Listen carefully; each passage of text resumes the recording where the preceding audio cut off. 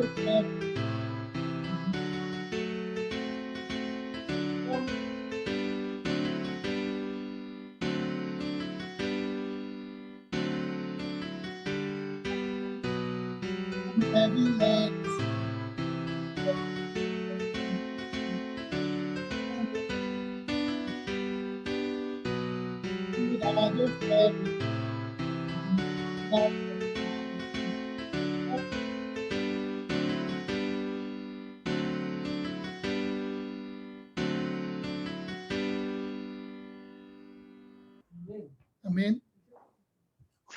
Okay. Tayo po'y manalangin. Atin pong iukod ang ating mga ulo. Ama naming nasa langit, kami nagpapasalamat dahil dumating na naman po ang araw ng Sabado na kami may sigla at lakas upang purihin ka at samahin ka. Na kahit na nasa sitwasyon kami ng pandemya, andyan ka pa rin sa amin. At hinihiling ko na ang banal na Espiritu ang gumabay sa amin upang ang maririnig naming message ngayong hapong ito ay mabuksan ang aming puso't isipan. At akin din pong hinihiling na i-bless ninyo ang bawat isa po sa amin. At i-bless niyo rin po ang aming programa ngayong hapong ito. Patawarin ninyo kami sa aming pagkukulang at pagkakasala. Ito ang aming samot diling sa pangalan ng aming tagapagligtas na ni Jesus. Amen. Amen. Amen. Good afternoon po and happy Sabbath sa inyo po lahat. Happy Sabbath! Happy Sabbath! Happy AY! Happy EY. Happy AY po.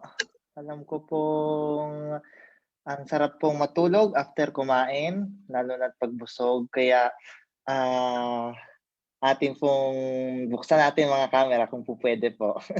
Para hindi para tagun-tago po eh. Buksan natin ating mga camera para po tayo po ay nakikita ang isa't isa. Alam ko nakita natin po. May nag-message po sa akin. Oh, sorry. Okay po. Yan. Nakita ko na po yung mga gandang muka. Sister Esther, hello po. Namiss ka namin po kanina. At namiss namin po aming dalaga. Yan. Namiss din namin din po ang mga Lavinia family. Yes. Okay, marami pong salamat. So, ang magdadala po ng programa for this afternoon is the AY Committee. So, kung mapapansin niyo po ang bawat magpa-participate or magdadala ng programa sa hapong ito po ay nagmumula sa aming committee ng AY ang nagpaawit po sa atin, ang ating butihing anak ng elder na magiging elder na rin. Kung mapapansin niyo po mga kapatid, si Brother Ricky ay minsan na nagiging elder na rin po namin. Marami na rin po siyang sinasabi pag nag-lesson po kami. Susunod na po sa yapak. Then, ang nagbigay po sa atin ng opening prayer po ay si Sister Madeline. Kami po ay nanibago kay Sister Madeline kasi Tagalog po. Kasi po kami, tag dito, Ilocano lagi po. So, nanibago kami pero Sister Madeline, marami po salamat. And then, ang inyong presider po, ang inyong lingkod, ang napakadaldal na training elder. Napakadaldal, okay. So, ang susunod po ay ipagkakulo po tayo ng special song. Okay, ang special song ng talagang naghahanda po na si Sister Darlene. So, pakinggan natin po ang kanyang tinig na ipapagkaloob sa atin para papuri sa ating Panginoon. Kung mapapansin niyo po, meron siya dyan pong salabat sa gilid. Naghahanda na po siya nung whole week po. At ang ating pong message for this afternoon ang gagaling po sa ating AY leader, ang pinakabata po sa amin lahat. Siya po talaga yung masasabi niyo pong bagamat ay siyang aming leader po, siya po ang aming talagang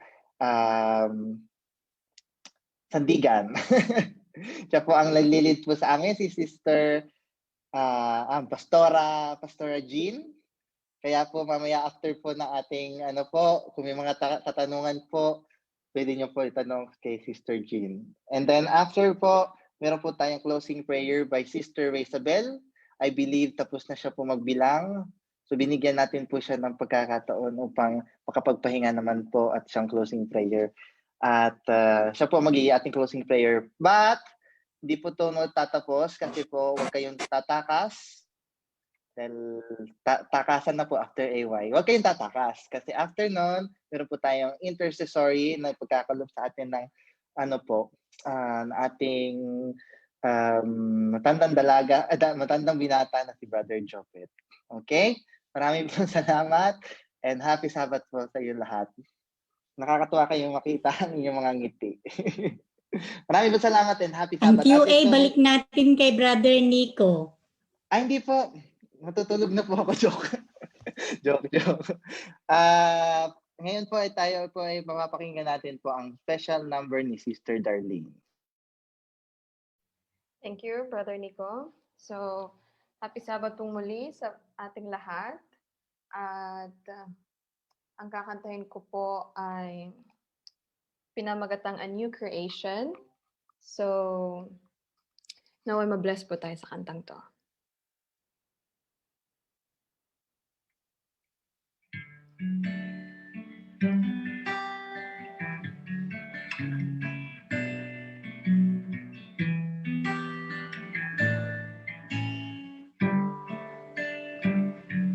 I want to testify of what my God has done and He's doing in my life each day. For He rescued me to a life brand new, a life that's free from guilt and fear and shame. If He can change my life, He can change yours too. In Christ I am a new creation. The old has gone, the new has come. He lives His life in me, so I can have His victory. In Christ I am a new creation.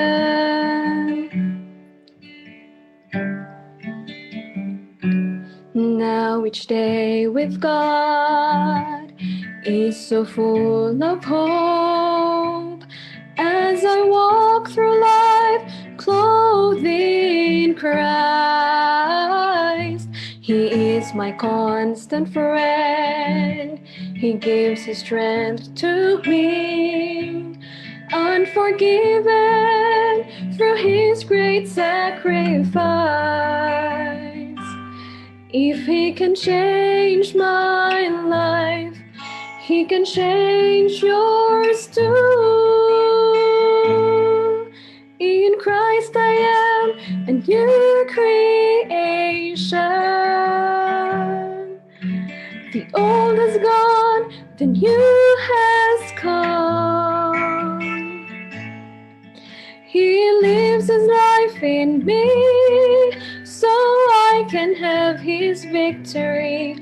In Christ I am a new creation.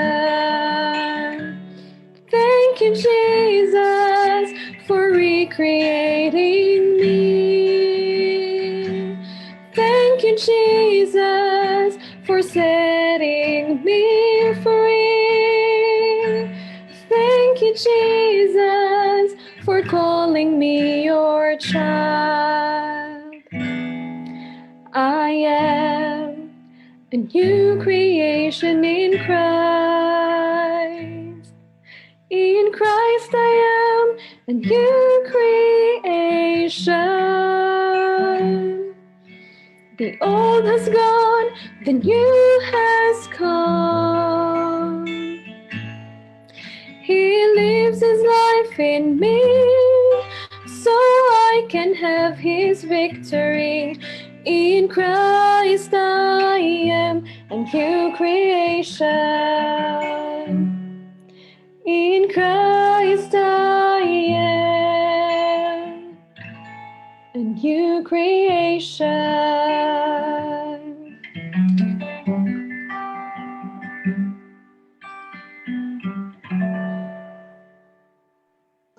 Amen. Amen. Amen. Amen. Thank you, Sis Darlene, for the nice message in song. New creation come and old creation has gone. Wow. Yes. It's really a message. Isa ng message ito sa atin lahat, mga kapatid, yung awit pa lamang. Okay. So, good afternoon and happy Sabbath, happy AY sa lahat, mga kapatid. Hindi po ako magsesermon. I just want to share yung mga message na aking nabasa. Dahil alam ko na ito ay maganda na pag-aralan natin. Pag-aralan natin lahat.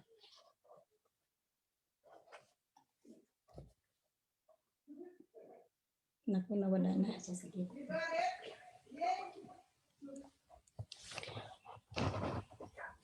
Okay, first I want to read the book of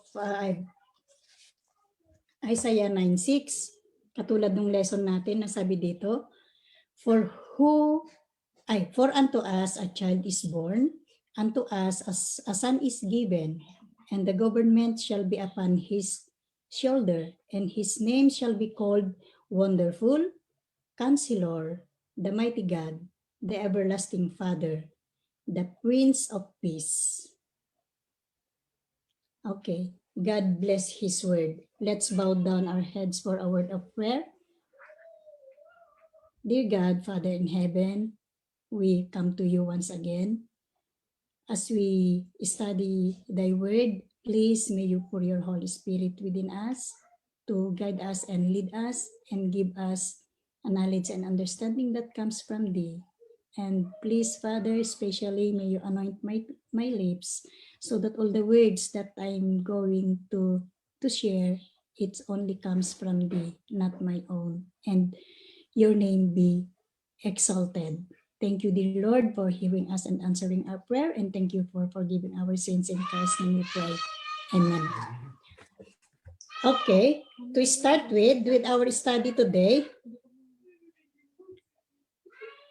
I want to start with a story. Mayroong isang bata na tinanong niya ang kanyang ama. Sabi niya, Daddy, what is the size of God? Then, ang ama naman, lumingon siya sa alapaap, tumingala. At nakakita siya ng plane sa taas.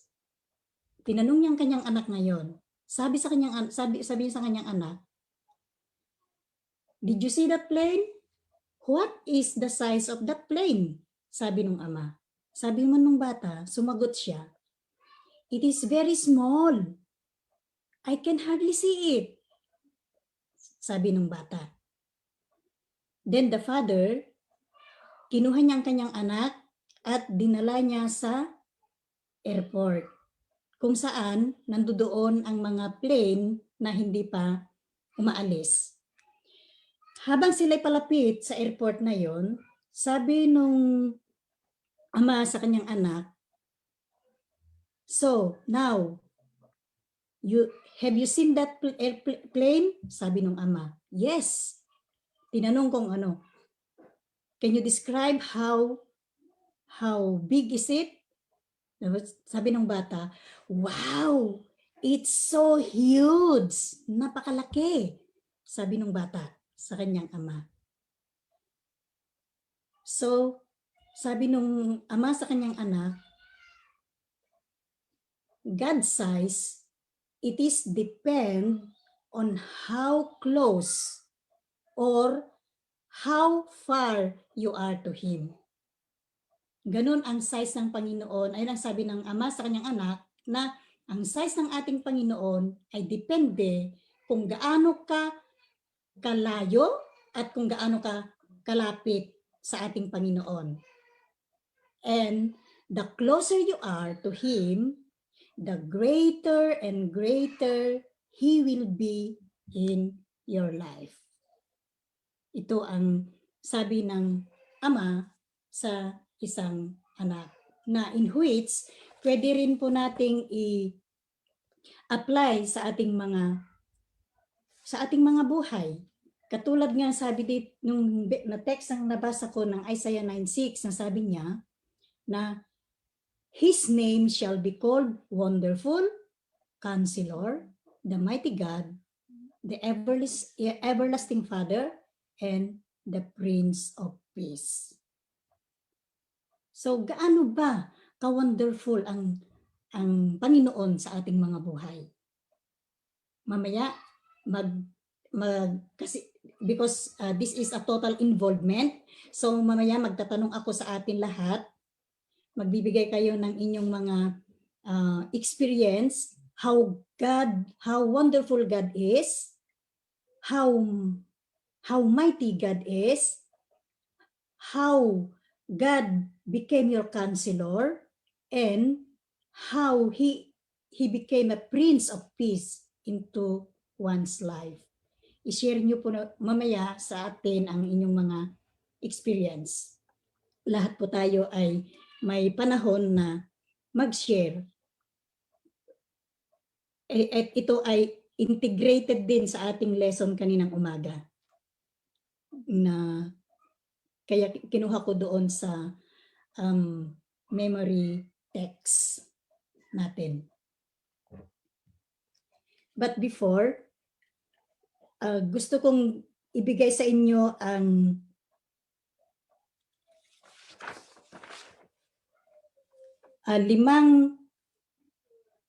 limang puntos kung how God goodness sa ating buhay. Gaano ano ba ang good? Kabuti, kung gaano kabuti ang Panginoon sa ating buhay. Gusto kong magbigay ng napakarami pong kabutihan ng Panginoon na pwede po nating ma-share.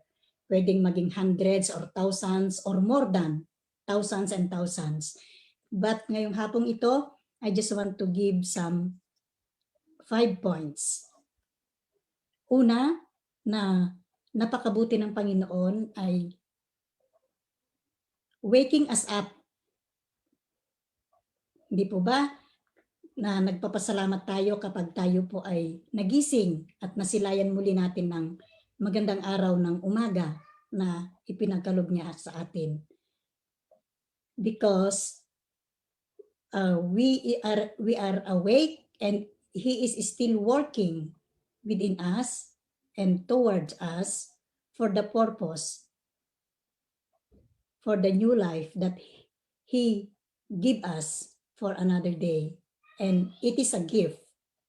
Kaya nagpapasalamat po tayo dahil sa gift ng buhay na laging ipinagkakaloob ng ating Panginoon sa atin. Kung basahin natin sa Psalms 143 verse 8, let the morning bring me word of your unfailing love, for I have put my trust in you.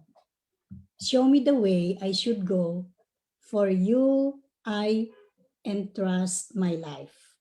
Kanino ba natin i-entrust ang ating mga buhay? Of course, sa Panginoon lamang. Second point, pouring His favor on us. Lagi niyang ibinibigay ang favor, like kanyang mga blessing. Lagi niya po tayong binibigyan ng maraming pagpapala at bendisyon. Kaya lang kung minsan hindi po natin ito na napapansin, nanineglect po natin. But ang Panginoon, lagi pong nandyan na nagbibigay ng mga pagpapala at bendisyon bawat isa sa atin. Katulad ng sabi niya sa verse Ephesians 1 and 9, God has now revealed to us his mysterious will regarding Christ, which is to fulfill his own good. Okay? And third one, protecting us. Di po ba lagi niya tayong prinoprotect sa lahat ng pagkakataon, sa pagbibiyahe na lang natin, sumasakay tayo sa mga sasakyan, o kaya yung mga may sasakyan naman, sila ay laging nagdadrive, hindi sila nakaka-meet ng accident.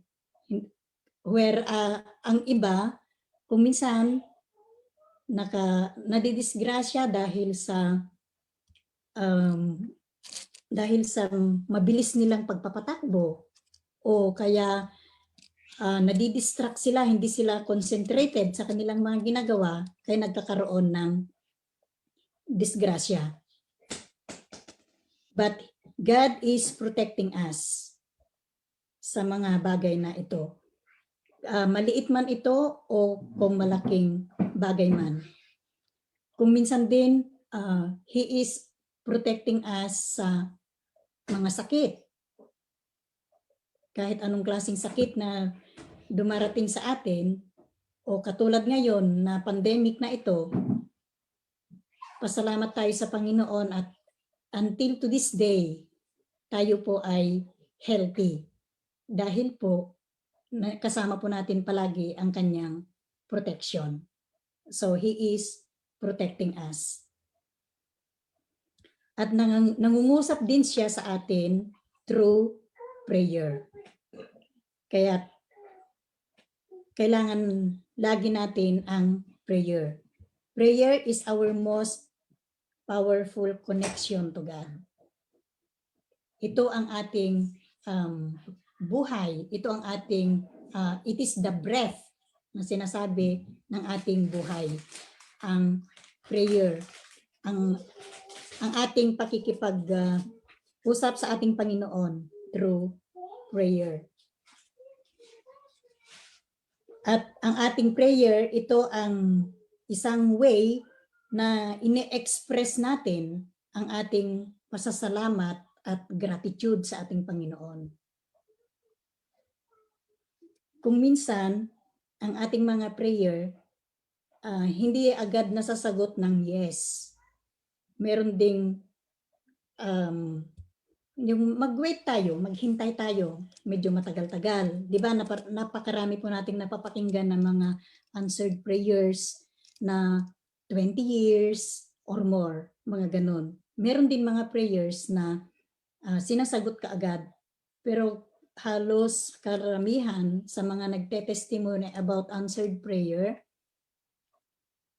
ay medyo matagal, inaabot po ng mga taon. Dahil ang ating Panginoon ay alam na alam niya kung kailan po natin kailangan ang prayer na ating hinihiling sa Kanya. At siya ang nakakaalam, kaya in His own time niya ibibigay ang sagot lahat ng ating mga panalangin. At ang panglima na puntos na gusto kong i-share ay guiding us. He is always guiding us. Sa anumang klase ng pagkakataon, lagi niya po tayong ginagabayan, tinutulungan. Tayo man po ay faithful or unfaithful, ginagabayan pa rin tayo ng Panginoon. Bakit? Dahil lahat po tayo ay kanyang mga anak, na lalo na sa mga kasalanan katulad ko, lagi niyang tinatawag dahil gusto niya na lahat po tayo ay makasama niya. Ayaw niya ni isa ay may mawaglit sa atin. Kaya huwag po nating isipin na yun lang mga righteous ang kanyang tinatawag at laging ginagabayan. Hindi po, mga kapatid. Lahat po tayo. Mga makasalanan, mga righteous o anuman, lahat po tayo. Tayo po ay lahat pantay-pantay sa mata ng ating Panginoon.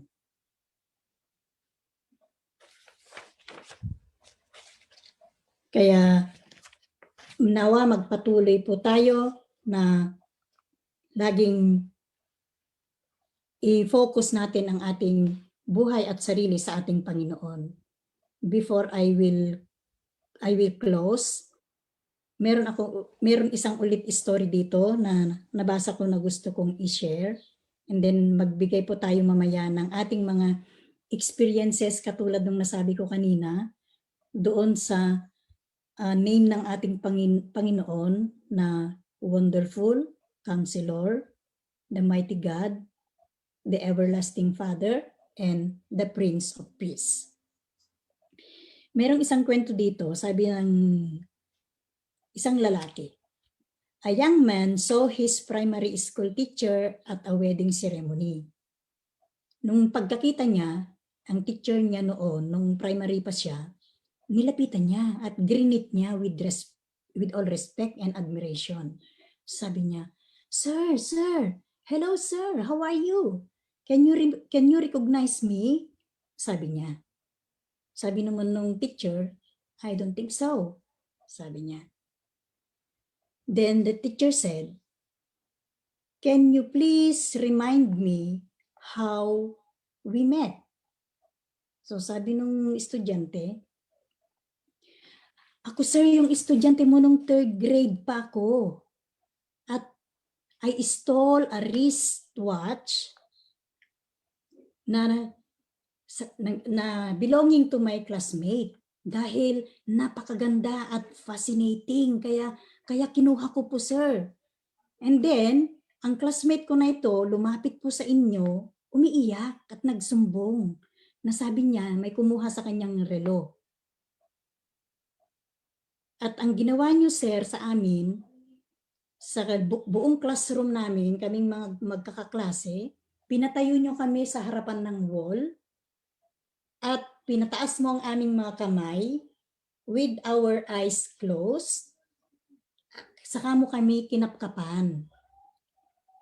Sabi nung estudyante.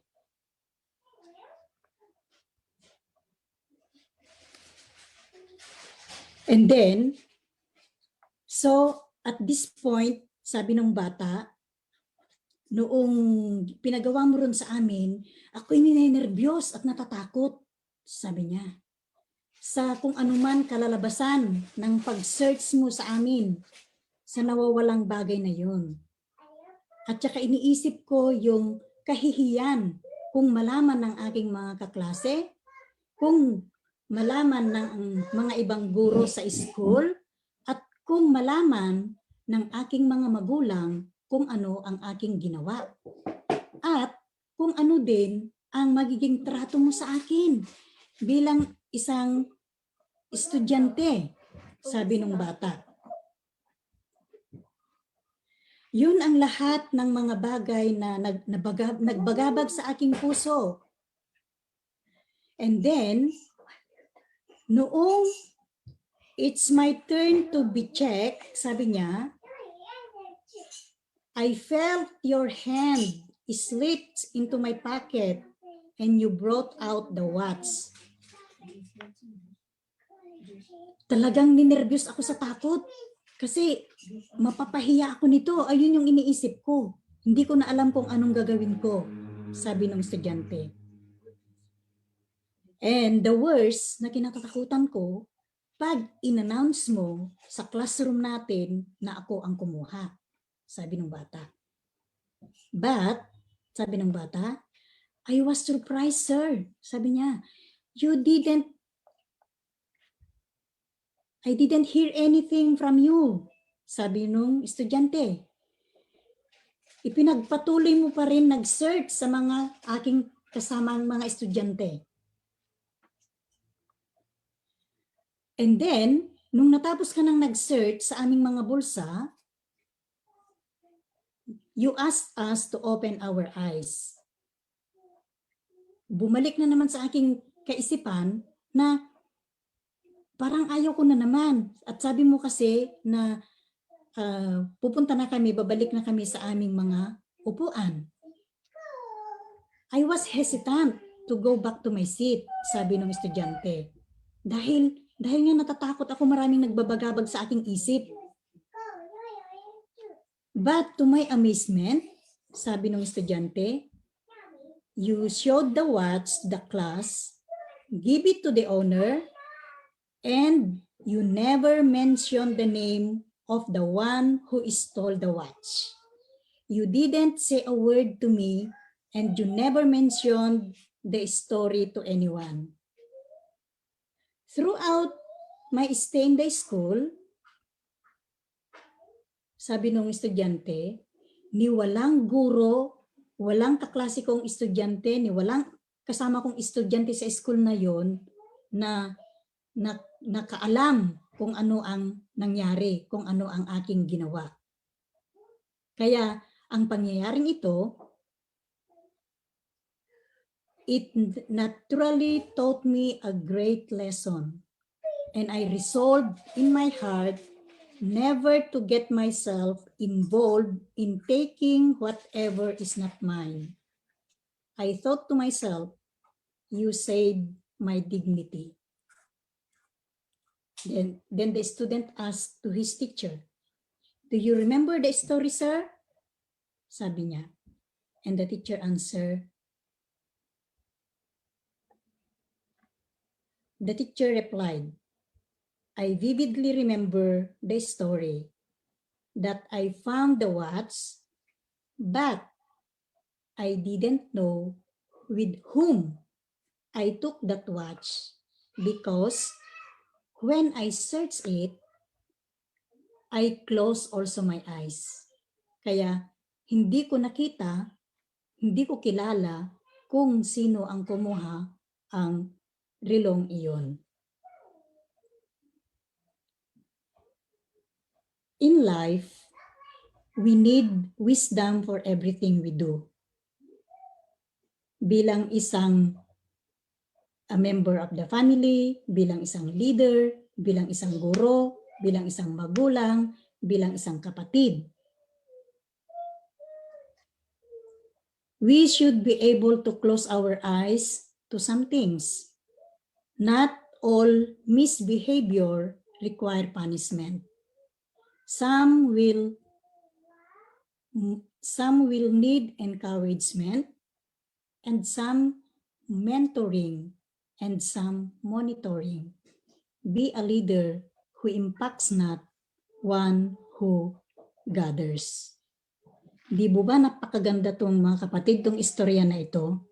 Katulad din ng ating Panginoon. Di ba tayo po ay lahat ay makasalanan, ngunit He covered us. Siya ang namatay para sa atin, para lang tayo ay maligtas, para ma-represent niya tayo sa kanyang Ama, kaya tinakpan niya tayo lahat. Lahat ng ating mga ginagawa, dahil alam ng ating Panginoon kung ano ang ginagawa natin sa ating mga buhay. Pinagtatakpan niya tayo. Ganito ang ginawa ng Panginoon sa ginawa ng teacher na ito sa isang estudyante. Hindi niya to pinahiya. Ngunit kapag tayo po kung minsan mga tao, kapag may malaman po tayo, bigla nang mag-spread na yan. Tell the world. Katulad ng isang halimbawa na halimbawa may narinig tayong balita, sabihin na, hay, si Maria ay nagsuka. And then pumunta sa isang magbabalita, sabi niya, hala, si Maria nagsusuka. And then, yung pangatlo naman na nakareceive ng balita, ay, si Maria ay nagsuka ng uwak. Or, ay, si Maria ay buntis. Or, ay, si Maria ay suka ng suka. Naiiba po yung balita.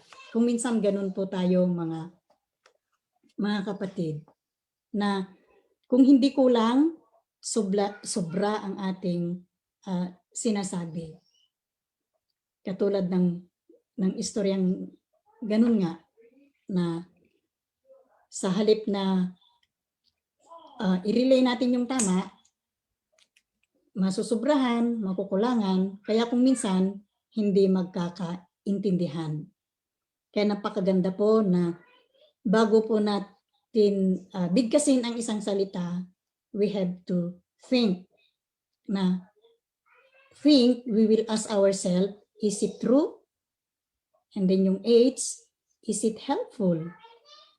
And then yung I, is it inspiring? And then yung N, is it necessary? And K, is it kind? So before we say anything, think before we speak, before we say it. Lagi po nating isipin na ang ating mga sinasabi o ginagawa, lagi pong may kaakibat na consequence. It's either good or bad. Nandoon na sa dalawang bagay na iyon. So, now, we will go to our text, Isaiah 9:6, na sabi dito, ang tanong ko ngayon sa inyo, bawat isa, kung sino po ang gusto magsalita, how God is so wonderful in your life. Yung na-experience po natin, kung gaano po ka-wonderful ang Panginoon sa inyo. Or kung how God become your counselor. The mighty God, the everlasting Father, and the Prince of Peace. Kung sino po ang may experience, mamili po dito sa mga word na ito, wonderful, counselor, and mighty God. I give you the chance to talk. Kasi po, ito po ay naging lesson din natin kanina. So, kung hindi tayo nakapagsalita lahat kaninang umaga sa ating Sabbath School, we can share it now. Kung meron po kayo, please open your mic and mag-share po kayo ng inyong mga experience. Kung gaano kahanga-hanga ang Panginoon sa ating buhay. Sa mga buhay ng bawat isa sa atin. Kung gaano siya nagkakansil sa atin. Pinapakinggan po ba natin ang ating counseling sa atin? Meron po bang gustong mag-share?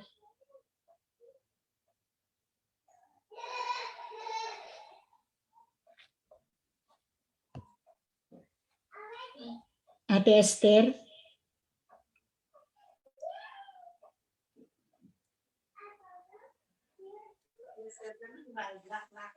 Baka umabot tayo ng gabi. Baka umabot tayo ng gabi pag ako nag-share. Napakaganda po na ating lesson po mga kapatid ng ating mensahe na napakinggan ngayon. Tunay po na ang Panginoon ay napakabuti niya sa bawat isa sa atin. Marami po akong experience sa aking buhay. Unang-una sa aking pong, alam niyo naman, hindi nalingid sa inyong kaalaman ng aking buhay, sa aking pamilya, na kami ay isang broken family. Diyan ko po nakita ang kabutihan ng Panginoon. Sa maraming experience ko po na naging merong mabuti, merong hindi mabuti. Ano po? Pero ang pinakamaganda po dyan ay napakabuti po ng ating Panginoon kung tayo ay nakakaranas ng ganitong mga pagsubok. Alam po ninyo kung ano ang nangyari sa aking buhay at ako po ay nakaranas din ng sakit na akala ko po ay ako ay mamamatay na o sabihin na nating gano'n ang nangyari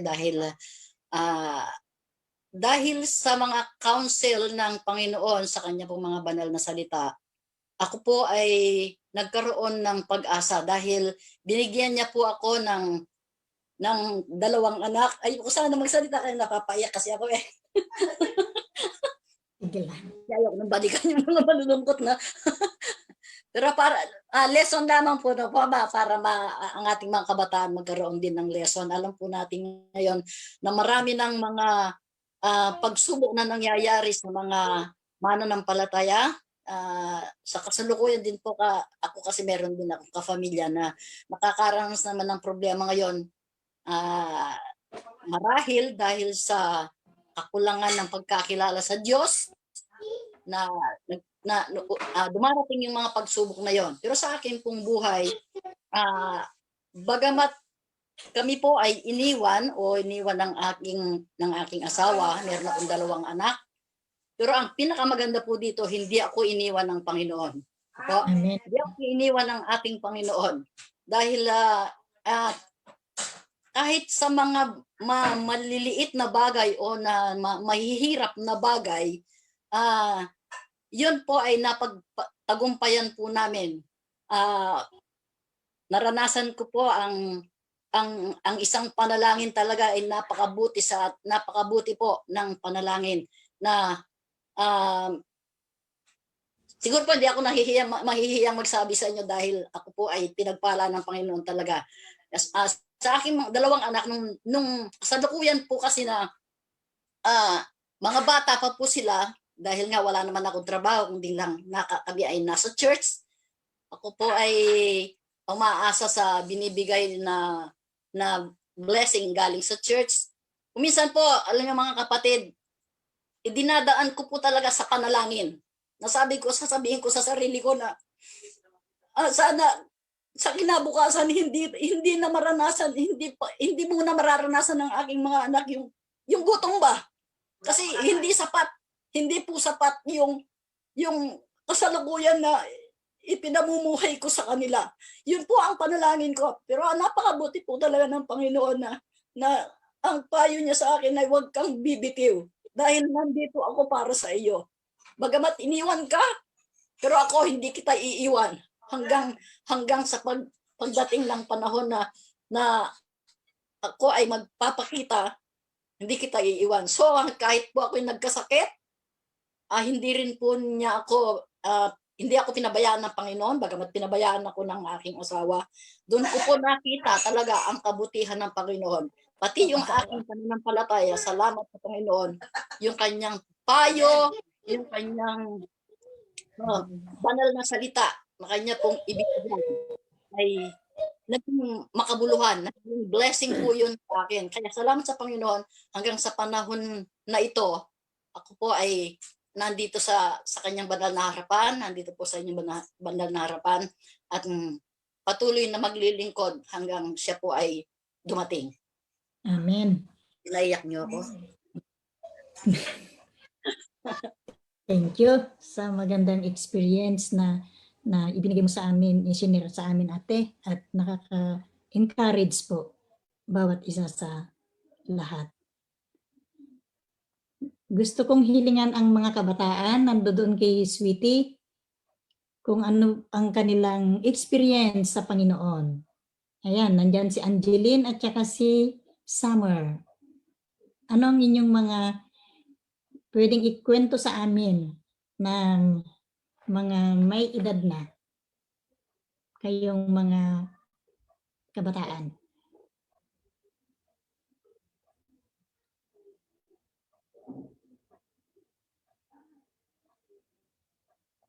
Kahit mali, kahit ano lang, konti lang na salita. 3 parola or ano.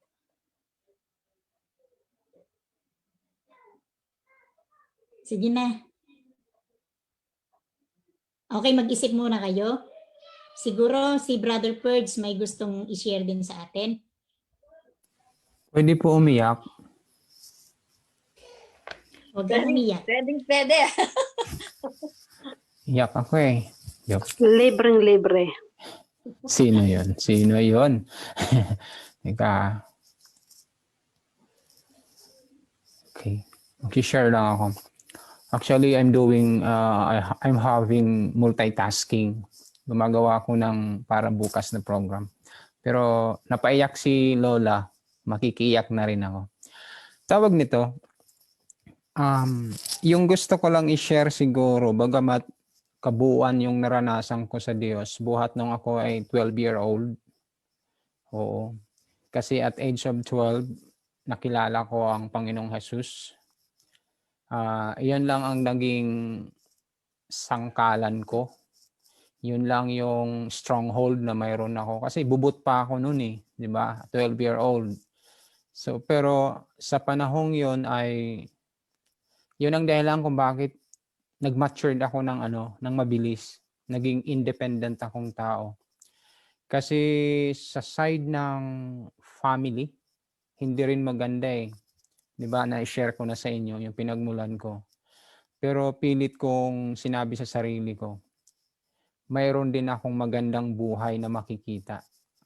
Kasi kung ibabase ko sa pamilya ko noon, bagamat nagbago na ngayon sila, ay sobrang durog, sobrang wala kang makakapitan. Hindi ka na suportado ng tatay mo, ayaw kang paaralin, ayaw ka pasimbahin. Saan ako tatakbo? Nasa probinsya ako, di ba? Sa barangay pa ako nakatira noon. So parang sa isang bubut na bata, parang hindi mo alam kung saan hahagilapin yung yung lakas. Pero dahil nga nakilala ko si Jesus dahil sa pakikinig ng radio, ay nagkaroon ako ng lakas ng loob na sagupain yung hirap ng buhay. Which is dapat din matutunan to ng mga kabataan natin na hindi dahilan na ang pamilya natin na hindi tayo binibigyan ng mga basic needs na meron dapat na maranasan ng isang kabataan ay maging dahilan na hindi tayo maging progressive sa buhay. So ang ginawa ko doon ay elementary pa lang ako self-supporting na ako. Alam niyo yung ginagawa ko sa liit kong ito, sa tataas ng niyog. Kasi alam niyo, sa probinsya namin, sa resources, mayaman kami sa resources. Kasi siyempre probinsya, malawak ang lupain, maraming plantation, meron kaming kapihan, meron kaming abaka. Alam niyo yung abaka? Plantation ng abaka, plantation ng sayote. Lahat yan meron kami. Pero dahil maliit nga ako, ayaw ng papa ko ako pag-aralin ng high school, ay pilit akong umaakyat sa niyog.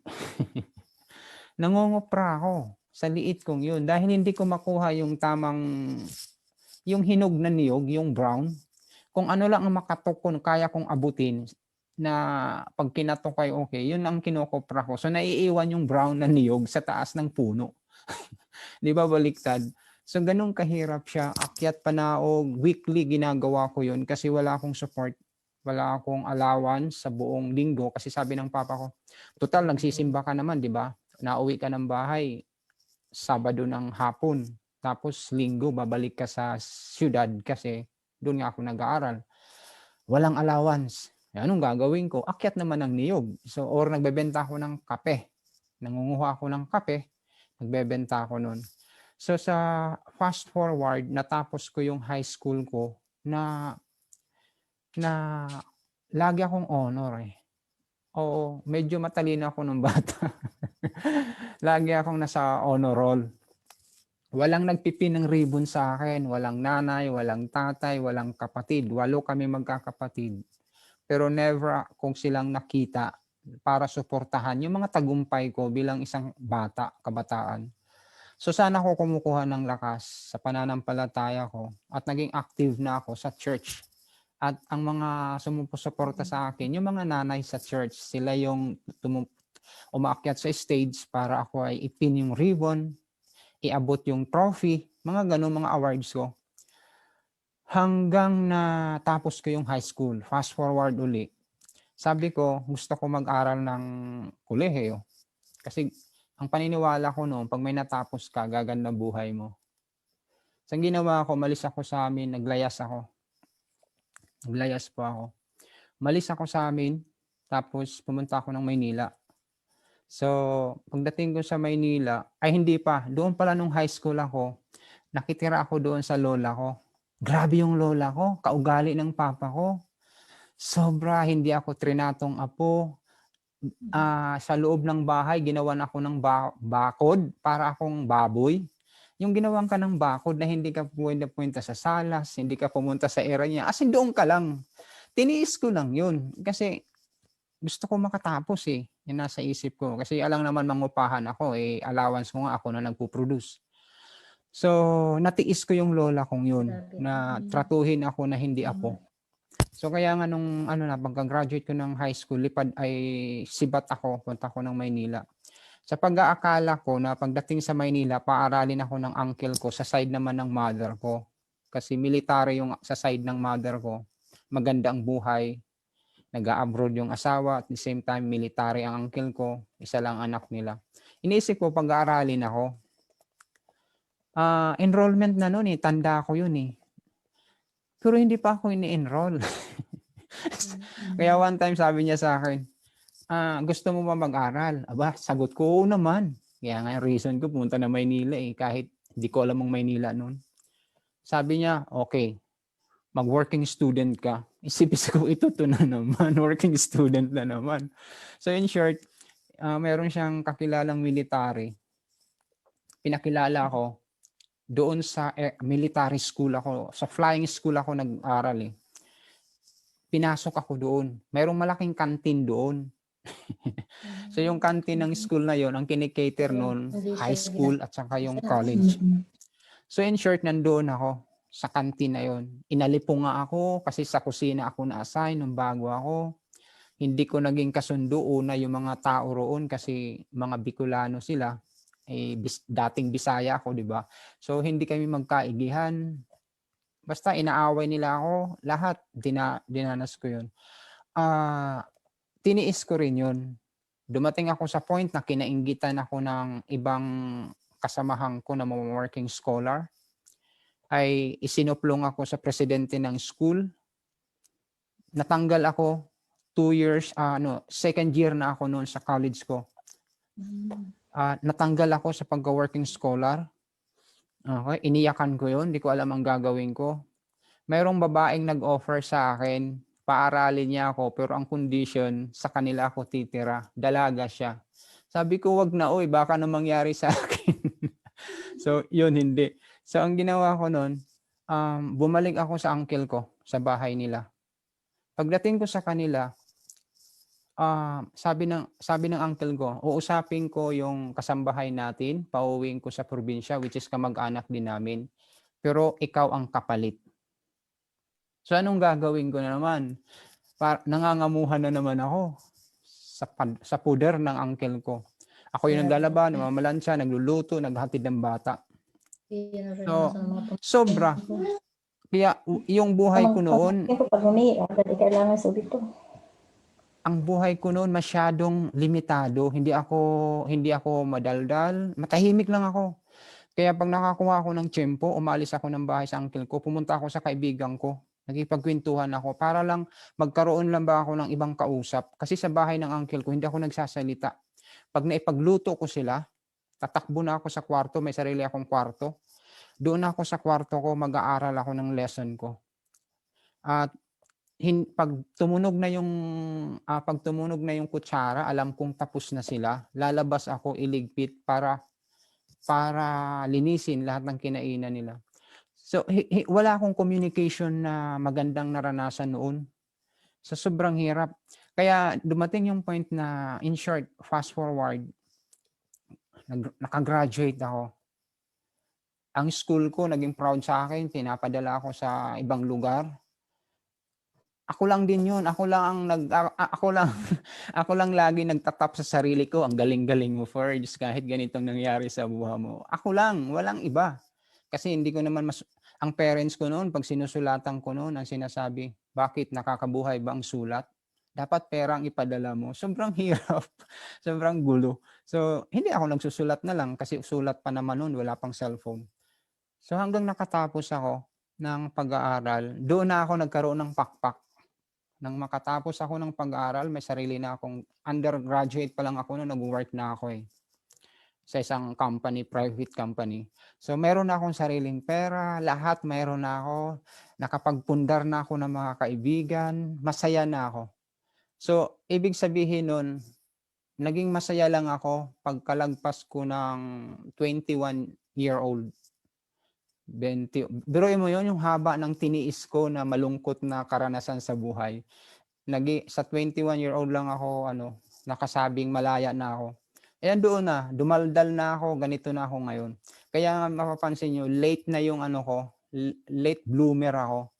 Sa edad kong ito, nagbibinatilyo pa lang ako kasi grabe yung backtrack, di ba? Hindi ko naranasan noon. Pero anong gusto kong sabihin? Na yung isa sa mga karakteristik ni Jesus Christ, yung salitang nasa Isaiah 9. Teka ha.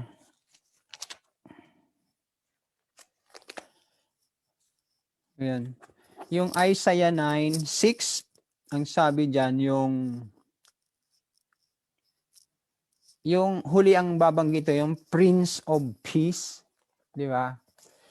Kailangan ko yung kapayapaan nung time na yun eh. Kasi si Jesus Christ, hindi lamang siya mighty God, hindi lamang siya ay, ano pa yung isa? Counselor, Wonderful, Everlasting Father, Prince of Peace. Kasi sa Colossians 3:15, basahin ko muna bago ako magkwento, Colossians 3:15. Ang sabi po, and let the peace of God rule in your hearts, to which also you were called in the one body, and be thankful.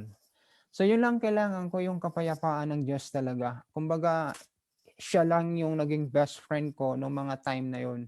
Dahil wala ngang physical na tao kung pwedeng lapitan. Kaya ang masasabi ko po, importante talaga na mayroon tayong relasyon sa ating Diyos. Maging madilim yung nakaraan, maging masyado mang maulap, maging masyadong madilim, pilitin mo talaga, pilitin mong lumaban sa agos ng buhay. At sa ngayon, ang layo na talaga na masasabi ko doon sa karanasan ko nung kabataan. Kasi nung nagtatrabaho na ako, may sarili na nga akong nakabili na ako ng bahay kong sarili. Tapos nakapag-asawa, tapos hindi ko pinangarap makarating dito sa Europa, pero bakit nandito ako?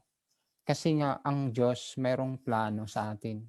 Kaya masasabi ko lang sa mga youth natin, tiisin nyo kung ano ang present condition nyo, at the same time, maghanap kayo ng way out. Paano nyo mako-convert yung mapait, malungkot sa isang positibong buhay. Kasi hindi po imposible sa harap ng Panginoon. Yan lang. Amen. Amen.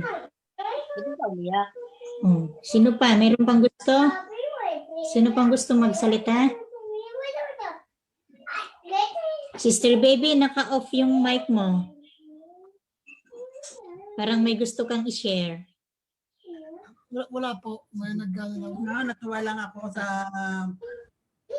yung experience. Okay, balikan natin yung dalawang dalagitan natin nandun kay kay Sister Sweetie.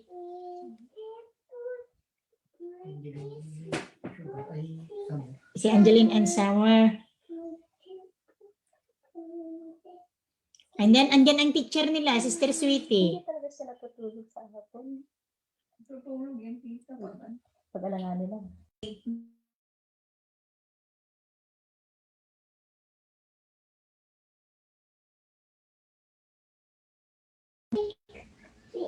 Nakamute ang mic nyo. Dalagitas.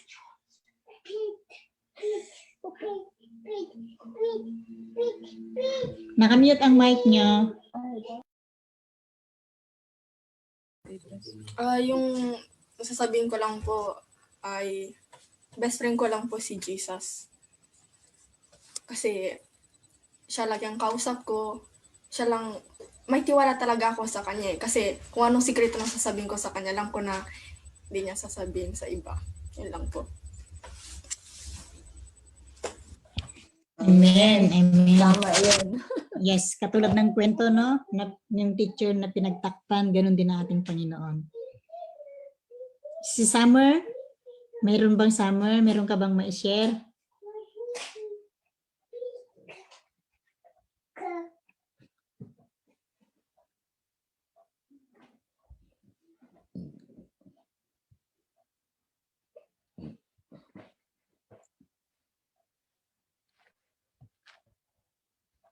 Naka-off ang mic mo, Summer.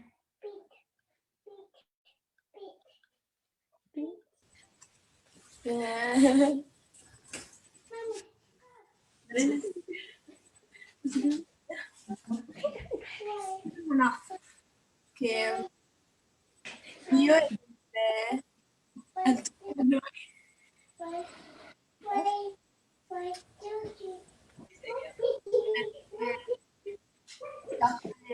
Nila Suavita. Sa buhay niya. Okay.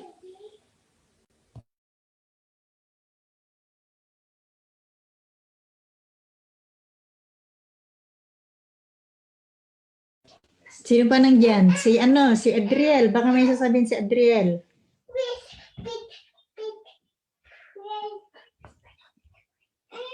Adriel, baka may gusto kang i-share?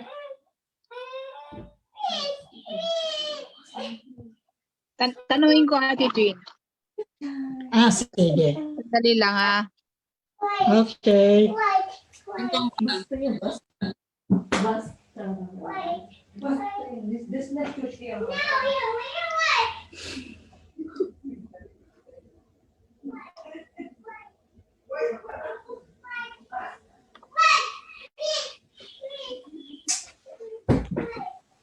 Day, maraming sasabihin.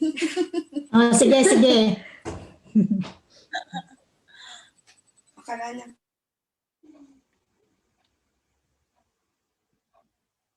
Naka-off ang mic mo, Esther, Adriel. Nahihiya daw. Nahiya. Okay. Kung sino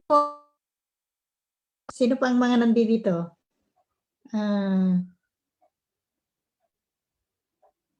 Si Ate Malu. Kung may gusto kayong i-share. Sino tong CB pa to? GB.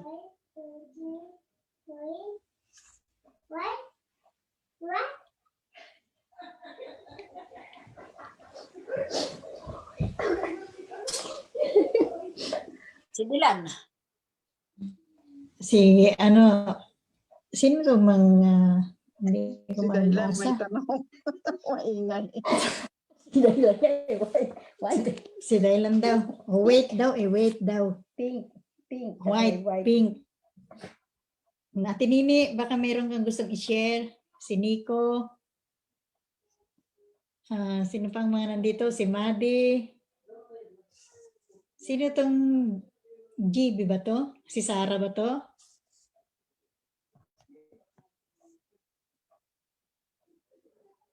Sino yung RE? Recalde yun? Si Ricky? Glyza? Okay, kung wala na po. Wala na po kayong gusto.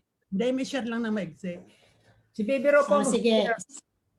Okay, salamat Sister Baby. Go ahead. Ang mai-share ko lang sa buhay na bilang kami ay marami mga pagpapala ang ibinibigay ng Panginoon sa araw-araw. Simula nung si Sam na yan. Dahil lalo na sa panahon ng mga pandemic, nito sa panahon ng pandemic, ay malaking pagpapala, bilang nyo may trabaho si Edwin, ay dadabi namin, maraming babayaran. Kahit man ako'y nawala ng trabaho na ibang trabaho, pero nakakasuporta, nakakapagbigay pa sa iba, at yung ibig sabihin naglalabis pa at magtapat ka lang sa Panginoon ay hindi ka pababayaan at sasapatin ang pangangailangan sa araw-araw. Yun lang po naman na ako may share. Napapayak na. Kaya yun, share na iyak. Amen. Salamat. Baka may intong aking katabi, Sister Vivian, may share sa atin.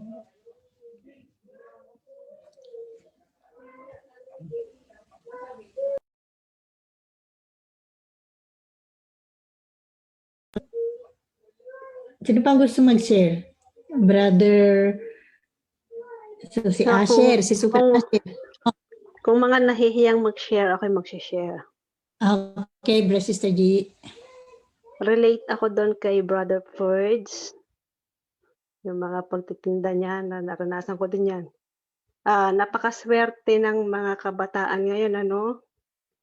Kasi hindi nila naranasan yung magtinda ng para lang may babaon sa eskwelahan. Nasabi kong maswerte kasi hindi nila naranasan yung mga may gusto kang bilhin sa eskwelahan mo na hindi mo mabili kasi kulang sa budget. Tapos, yung hindi sila naranasan na bago kayo pumasok sa school, nandyan yung mag-iigib kayo ng tubig, pupunuin muna nyo ang lalagyan na yung tapayan or ang tawag doon, yung container, para pagdating sa hapon galing sa eskwelahan, meron na kayong sasanduking tubig o hindi na kayo maglalabas sa batis kasi may washing machine. So, lahat ng lahat ng paghihirap na naranasan natin. So, relate din ako doon kay Ate Esther. Kasi hindi naman lingid sa kaalaman ninyo na ako'y hiwalay din sa asawa, no? But ang masasabi ko lang sa mga kabataan ngayon, dahil yan sa katigasan din ng ulo ko, so mga kabataan natin, huwag matigas ang ulo, no? Yan din yung lesson natin kanina, no? Dahil din sa katigasan ng ulo at gustong masunod ang sariling kagustuhan, gustong maranasan ang sariling gustong maranasan, kasi syempre nasa mundo tayo ng sabihin na natin na yung mga worldly, yung mga yung mga sanglibutan na gusto nating ma-experience. So kasi syempre sa ating religion, maraming bawal, maraming sunod time na yon, hindi ko pa naintindihan bakit bawal, bakit ganito, bakit hindi kailangan gawin, bakit magsisimba ng maghapon. So, hindi ko pa naintindihan yung mga bagay na yan. So, ang gusto ko, maranasan ko. Nandyan yung hindi ako pumapasok sa school para lang maka-attend ako ng mga party-party. Kasi sabi ko, bakit sila, ang sasaya nila, bakit ako hindi ko nararanasan yung mga ganon.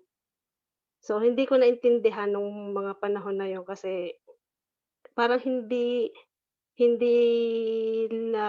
nasap sa loob ko na maging Adventist nung time na yon. Kasi nandiyan pa nga yung sumasali ako sa mga alay-alay, yung sa mga Santa Cruzan, sumasali ako diyan. Sabihin na sa mga ganung bagay, dahil sa mga kagustuhan ng sariling kagustuhan, maraming mga consequences. Maraming mga paghihirap na hanggang hindi ako nakatapos ng pag-aaral, nakapag-asawa, nabuntis. Nandiyan yung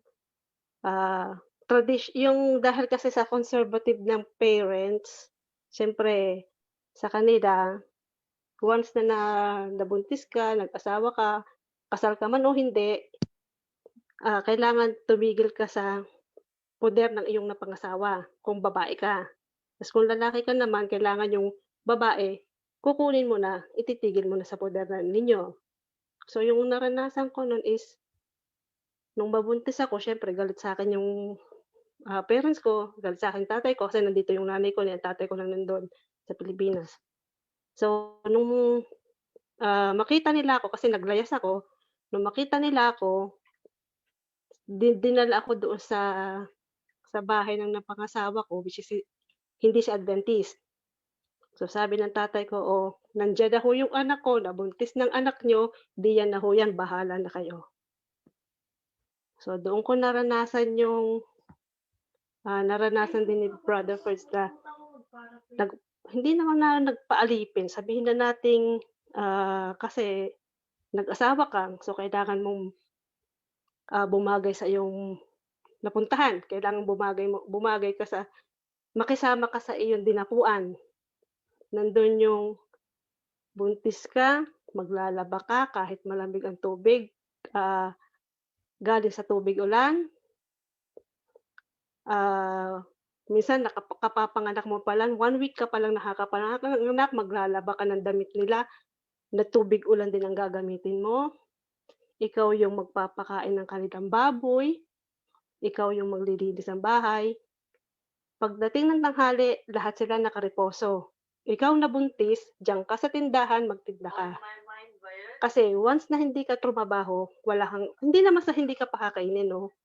Pero ang naging sitwasyon ko nun is parang pinagtrabahuhan ko rin yung kinakain ko sa poder nila. And then naranasan ko din yung sabihan ka ng asawa mo na huwag kayo mag-aaway ng kapatid ko kasi hindi kita kakampihan. So pag sinabihan kayo ng ganun, anong gagawin nyo? Anong iisipin nyo? So ako, umalis ako. Dinala ko yung 2 kong anak, umuwi ako sa amin. So tinanggap naman ako ng mga magulang ko. Naging maayos ulit kami ng mga anak ko. Hanggang sa nagkaroon na kami ng problema ng asawa ko na hanggang sa naghiwalay ng tuluyan. Marami na rin naging nangyari sa akin, experience, ganyan. So, sa madalit salita, walang tutulong sa mga anak ko, nag-decide akong mag-abroad. Pero ito yung lugar na hindi ko pinili sa pag-abroad ko. Kasi nag-aral ako ulit ng caregiver, nagtapos akong caregiver. So sabi ko gusto ko magtrabaho sa mga institution sa mga parte ng Amerika, Canada, ganyan. Pero hindi ko pinili ang lugar na to. Pero sabi nga ni Brother Ferds, bakit ka pinapunta sa Europe? Bakit ka pinapunta sa lugar na to? So, sabi nga baka nga may plano ang Panginoon sa'yo. Pero nung nandito ako, dahil siyempre, sinunod ko na naman yung sarili kong kagustuhan, may nangyari na naman sa aking experience na lumayo na naman ako sa Panginoon. Yung paglayo kong yun, doon ko naranasan ang mga lahat ng pagsubok sa buhay na gusto mong lumapit sa pamilya mo, hindi ka makalapit, kasi parang may gumugulo sa isip mo, na baka hindi ka tanggapin, na baka kung anong sabihin sa'yo, natatakot ako kung ano yung balik na sasabihin nila sa akin. So hanggang natiis ko yun, tumagal ng panahon, tapos hanggang sa ngayon, ito, sa mga nangyari sa buhay ko, sinabukan kong, kasi ano na nila ako nun eh, sa tindi ng galit na nila sa akin, nakapagbitaw na sila ng, tinapos nila yung relasyon nila sa akin bilang anak. Nakapagbitaw sila ng salitang hindi maganda na as in talagang wala nang relasyon ng anak sa magulang o mga kapatid. Pero bagaman at gano'n ang nangyari sa akin, hindi nila pinabayaan ang mga anak ko. So, pasalamat ako sa Panginoon na kahit ako'y nagloko o ano man, sabihin natin nagloko, ganyan, hindi pa rin nila pinabayaan ang mga anak ko. Which is nakakaranas din ang mga bata ng siyempre, paghihirap din kasi minsan may naririnig silang hindi maganda. So, natiis din yun ng mga anak ko, okay lang. At ang hindi nila dinanas yung sabihin natin naputol yung tulong financially. So kahit masama ang loob ng kapatid ko sa akin, yung financial na tulong sa mga anak ko ay tuloy-tuloy sa tulong din ng Panginoon. At ang mga anak ko ay hindi nawala sa linya o na hindi sila nawala sa kanilang pananampalataya. Nasasabihin ang mama ko ay nagkaganon, ang mama ko ay ganito, pero sila ay dumiretso, diretso ang pagtingin nila sa Panginoon. So kahit anong naririnig nila, naka-focus sila sa Panginoon. Sabi ko, yun ang ipinagpapasalamat ko na hindi sila gumaya sa akin, na hindi nila kinopya yung mga ginawa ko nang dahil sa katigasan ng ulo ko, nang dahil sa sarili kong kagustuhan na hindi ako pumokus ng direksyon sa Panginoon. So, tapos yung nangyari din sa mga anak ko sa ama nila, matagal na tagal din pa na, alam naman ninyo yung naging kwento, no? So, awa ng Diyos, ngayon magkakasama silang tatlo na nandoon sila sa poder ng tatay nila. Na noong una ay inabandon ng husband ko ang bunso kong anak for 18 years. 18 years nilang inabandon ang bata. Pero but now, ang bonding nilang mag-ama ay nakakatuwa at sama-sama silang tatlo nandoon sa bahay ng tatay nila at laging kausap ang tatay nila, and then ngayon sumusuporta yung tatay nila sa kanilang tatlo. So sabi ko, salamat sa Diyos at naging maayos yung buhay ng mga bata. So ngayon naman kahit papaano, kami naman ng mga magulang ko ay maayos, nagkakausap na, and then nakakapag-umpisa na ako ng kahit papaanong nakakapagbigay ng konti-konti sa kanila. Nakakatuwa nga po dahil mismong ang tatay ko naggawa siya ng FB page, not FB page, FB account na yung messenger is ifinorward niya sa akin, nag-friend request siya sa akin. Sabi ko ba, tatay ko may FB account na. So, ako yung pangalawa niyang tinawagan. Tapos nung makausap kami, dami siyang kinuwento, nagkausap na kami ng tatay ko, nagkwento-kwento na siya sa akin, which is nung una, pagtatawag ako sa kanya, lahat ng mura inaabot ko. Lahat ng galit niya binuhos sa akin. So parang pagtatawag ako noon, ayoko na ulit tumawag kasi isip ko mumurahin ako. Pero nitong nagdaang linggo, siya mismo ang tumawag sa akin, tapos siya mismo ang nagkwento ng sa akin. Tapos yung mga pagsimba-simba niya, pagsama-sama niya ng pagsimba sa inay. Nakakatuwa naman po. Sabi ko, ganun pala pag bumalik ka sa Panginoon, no? Yung magandang dating sa pamilya mo.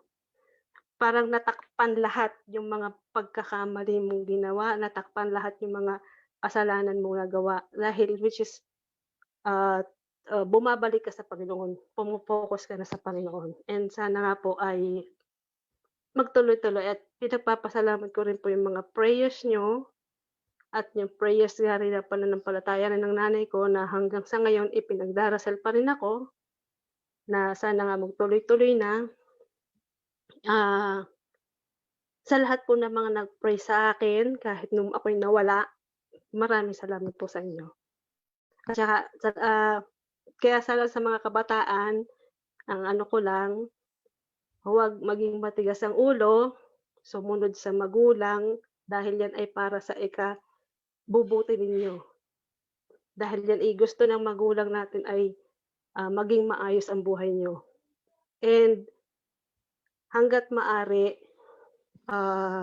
huwag kayong huwag kayong ano man tawag, hindi man papatol kundi pamatok ba yun? Huwag kayong sa hindi ka pananampalataya. Kung halimbawang magkaasawa din lang kayo, mas mabuti yung sa pananampalataya natin para hindi magkaroon ng conflict sa buhay nyo. So, yun lang po at marami po salamat. At saka isa pa pala, ano ko na 'to opportunity na 'to. Si Pastor, yung pong ipina-pray po natin na missionaries, natatandaan niyo pa po yung ini-request ko noon na missionaries sa Osamis Oriental o Misamis yata yun. Pinapaabot po ni Pastor Sherwin ang kanya pong pasasalamat na pinag-pray natin sila kasi 18 souls po ang kanilang nadala sa paanan ng Panginoon. which is ang karamihan po doon ay mga NPA na nagbalik loob po sa ating Panginoon. Yun lang po. Salamat po. Amen, Sister G. Sa magandang encouragement na ibinigay mo bawat isa sa atin. Okay, kung wala na po mga kapatid, tayo po ay dadako na sa ating closing song and closing prayer. Then diretso na po tayo sa ating intercessory prayer na dadalhin po sa atin ni Brother Jopet.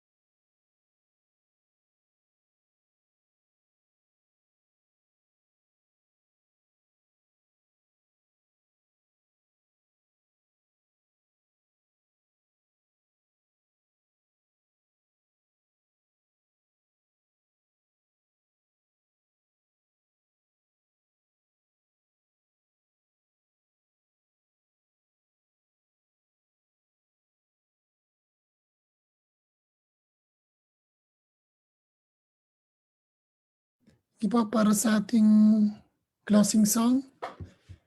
Kantahin po natin ng ano. Side by side. Okay, sige, side by side. Yung gitara pala po. Ano po yun? Gitara na lang po ako. Sige po. Kat po tayo. Kakantahin ko ng bisa. Matagal ni Kiriki. Bakit wala? Hoy, Kuya Jan. Dai, Kiriki. Per favor. It's too late. So, kanta po tayo ng ano. Kuya Jan, umarito kayo. Dalawa kakanta.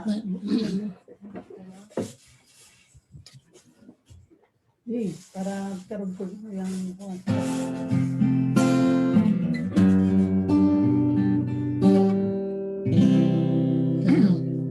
Side by side we stand, waiting God's command, worshiping the saving King, living by His grace and moving on His faith.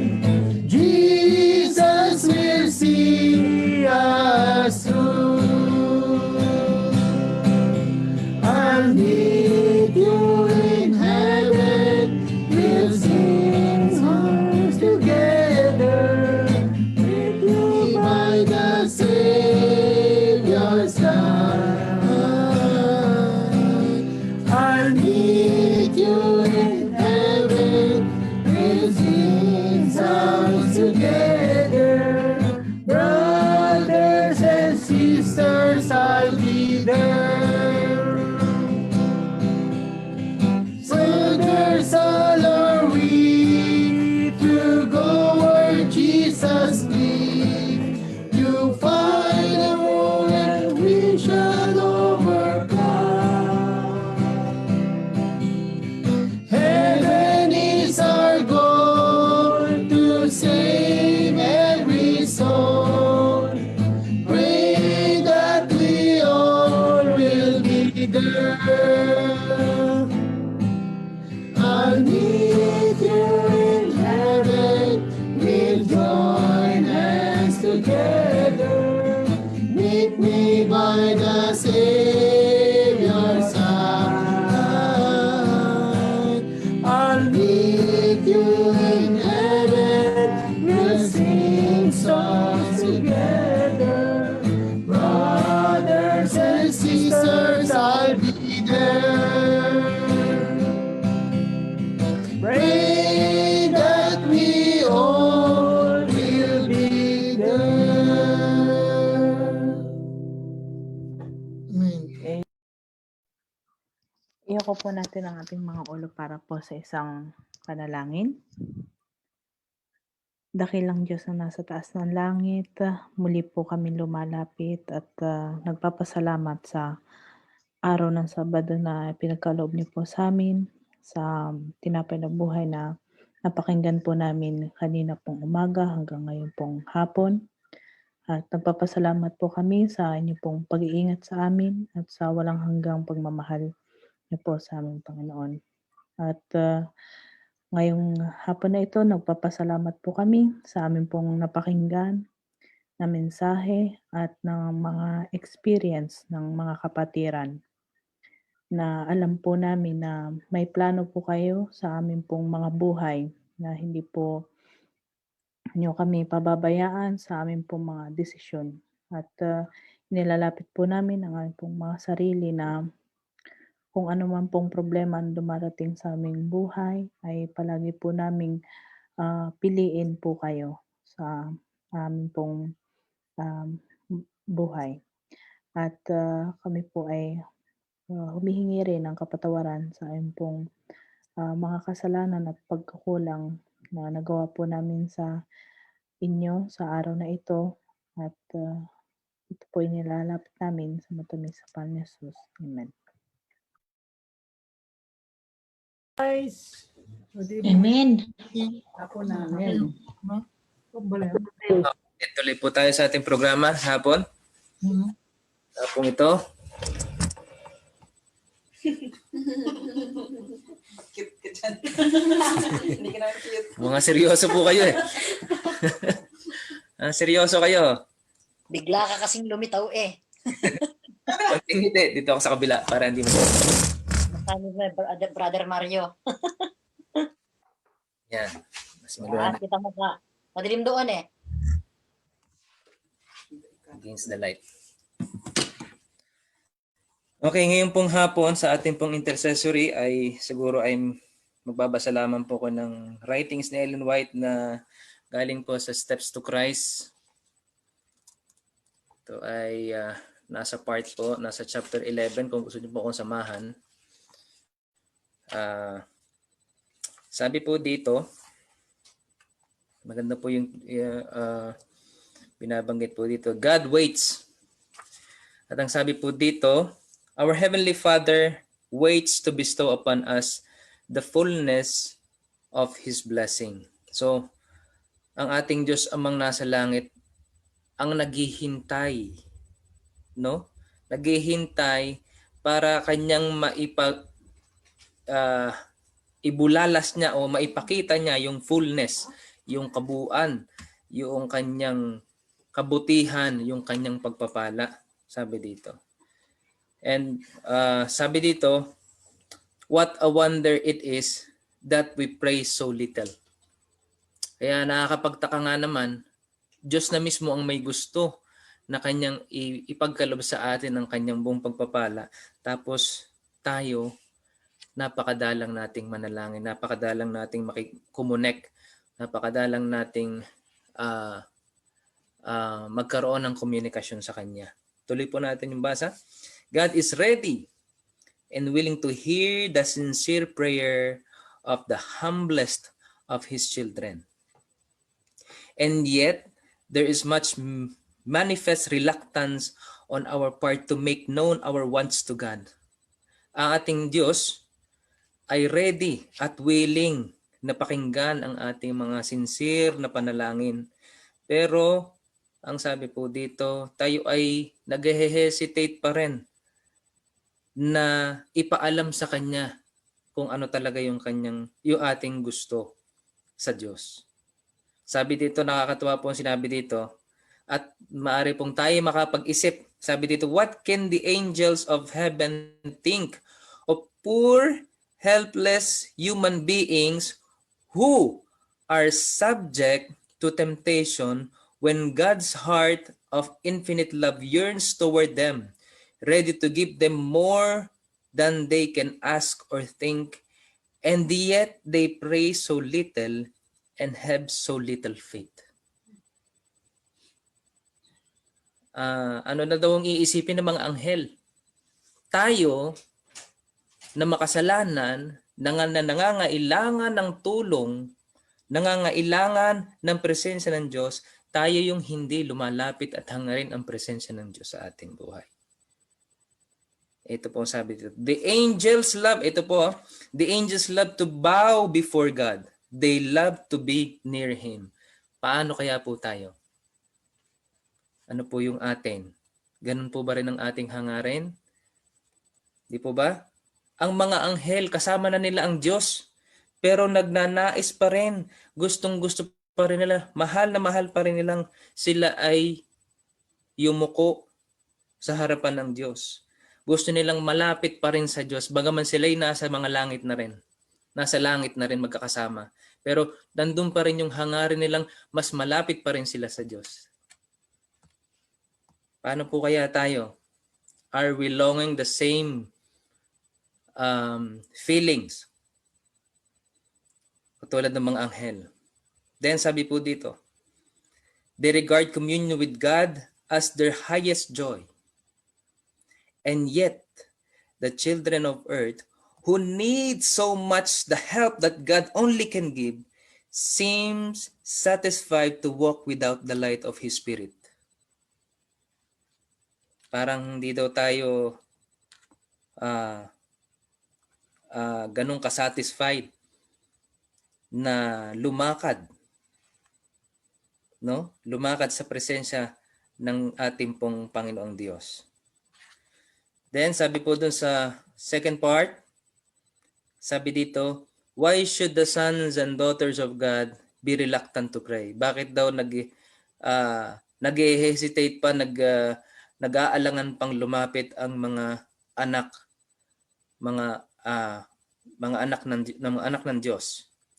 When prayer is the key in the hand of faith to unlock heaven's storehouse, where are treasured the boundless resources of omnipotence.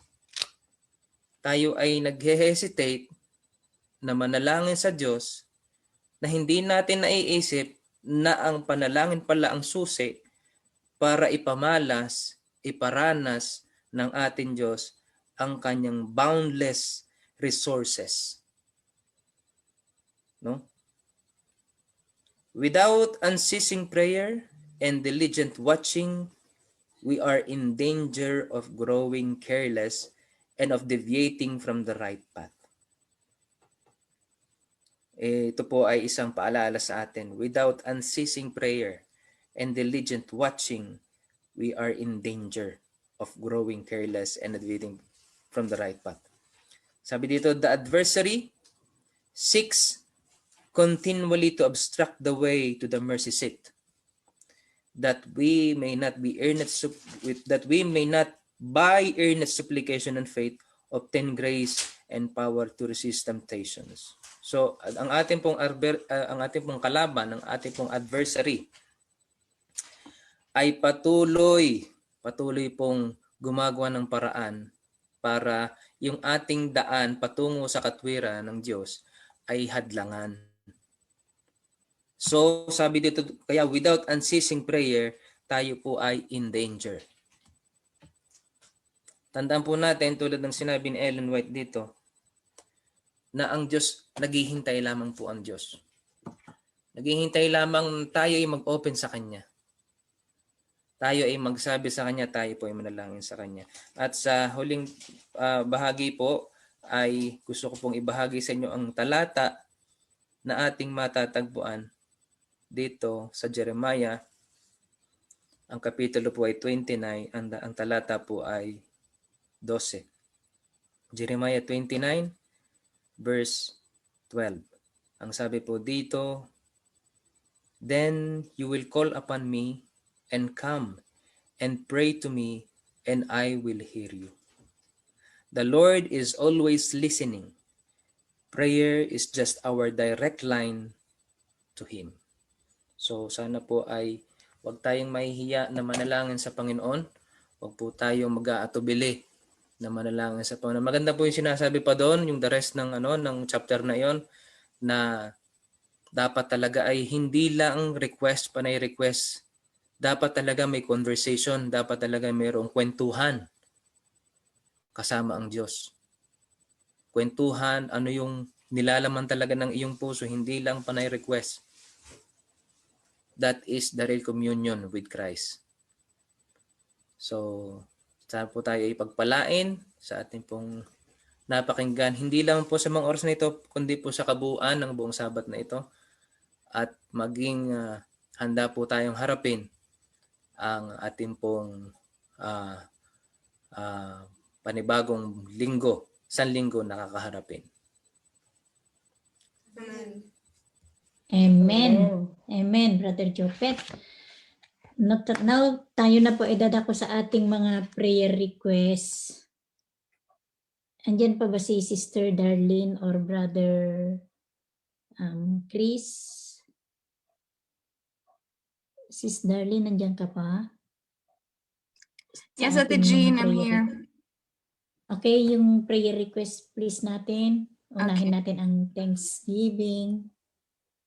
And then, isabay na yung Bible interest, Bible study, Bible students. Okay, for the meantime, you can write it down on chat. Paki-specify po kung health, Thanksgiving ba, or Bible study, or personal, para ma-type ko po sa ating intercessory prayer. Okay. So, magsulat na po tayo mga kapatid. Sino po ang magpe-pray sa Bible study, Ate Jean?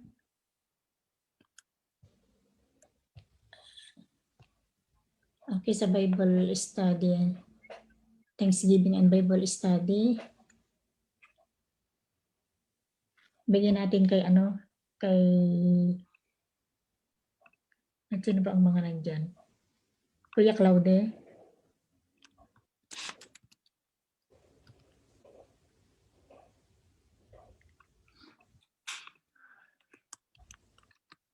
Wala. Wala daw. Si Ate Nini na kung wala.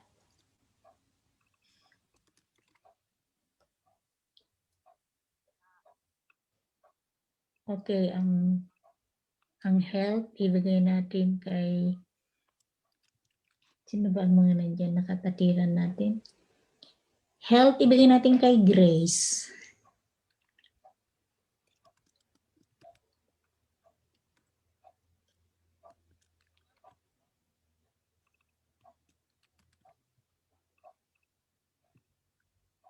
And then personal, hindi ko makita ang mga present. Check ko nga. Tingnan natin pagbibigyan natin.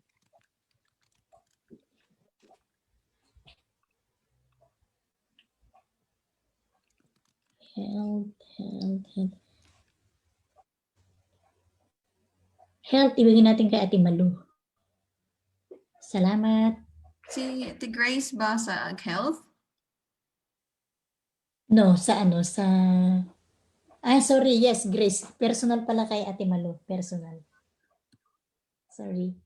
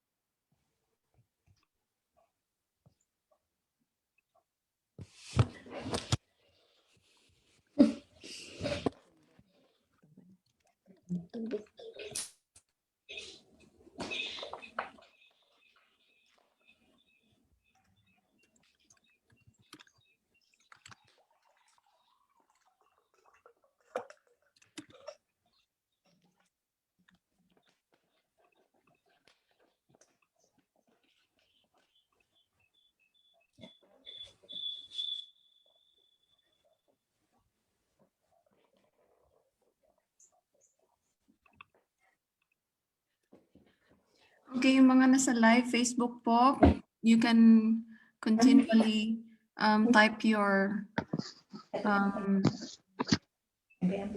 prayer requests. I can see it. So thank you for joining today.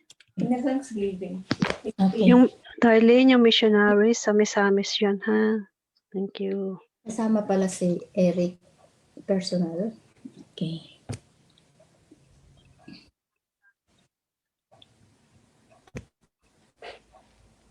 Hindi ako mamata. Hindi naman. Dahil pakidagdag personal si Eric. Eric. And tsaka Jean. Ako'y nagsulat. Eric? Yes. Eric. And Jean ako. Thank you. And then sa health and Thanksgiving si Freely. Wait lang, ha?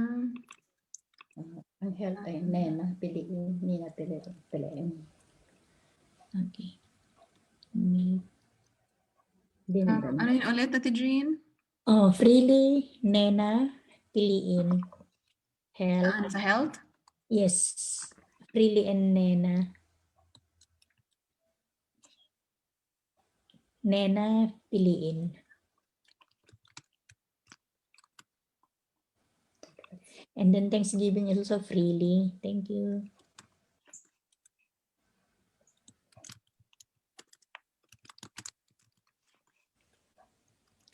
Thanksgiving din kay Lino.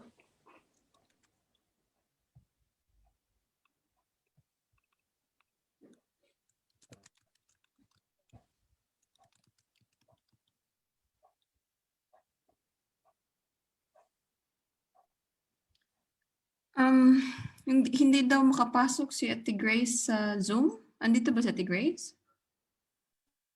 Ano siya sa Facebook Live?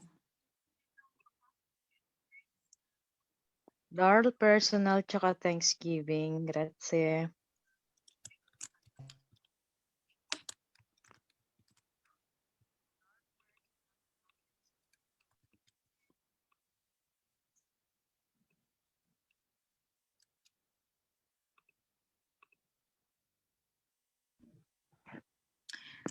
Hi, Teresita from Facebook Live. Pwede ka pong pumasok sa Zoom. Sorry kung hindi po namin nalagay ang aming ID at password.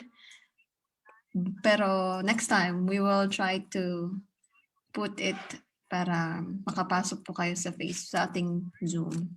Every Saturday po. So, you can join us every Sabbath afternoon. Welcome to our church. Okay. Kung hindi makapasok si Grace Darl, pwede nating hilingin si Brother Ferg sa help. Thank you, Brother Ferg.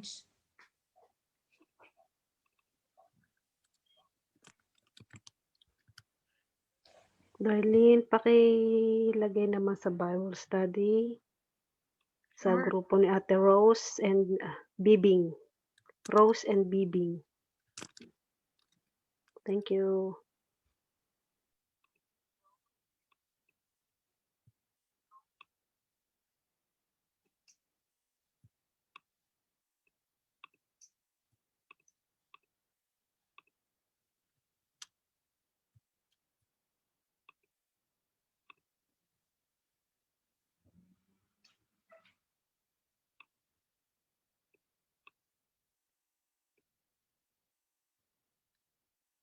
Okay.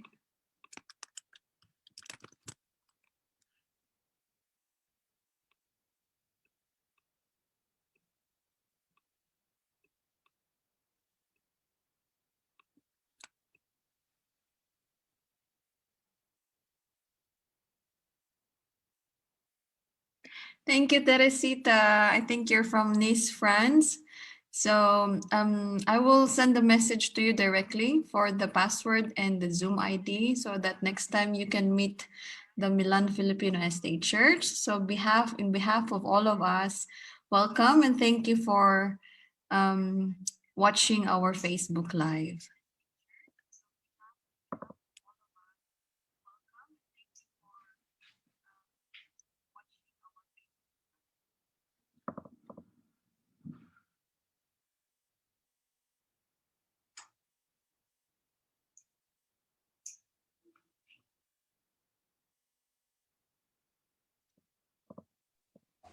Wala na ba? Kung wala na, ay may request Ate Esther to Okay. sing our invitation and then a response song later, the prayer. Thank you. Okay. Sige po.